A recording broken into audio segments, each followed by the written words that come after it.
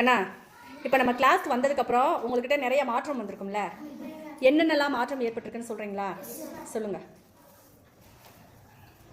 Ma'am. நான் வந்து dance ஆட தெரியாது நினச்சிட்டு இருக்கேன் மேம். நீங்கள் வந்து இதை உன்னால் முடியும், இதை நீ வந்து உன்னால் முடியும் நீங்கள் கம்பேர் பண்ணிகிட்டே இருந்தீங்க மேம். அதனால் வந்து நான் ரொம்ப நல்லா ஆடிட்டு இருக்கேங்க மேம்.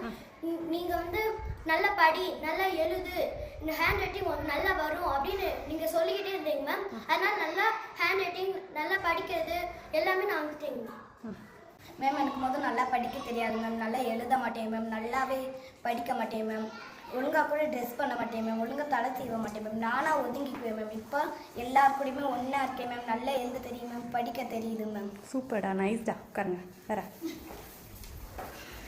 மேம், எனக்கு முதல்ல எழுதவே தெரியாது மேம். உங்கள்கிட்ட வந்த பிறகுதே மேம் கேட்டுட்டு நல்லா இருந்துச்சுட்டாலும் நல்லா இல்லை நல்லா இல்லைன்னு சொல்லி சூப்பராக எழுத வைப்பீங்க மேம்.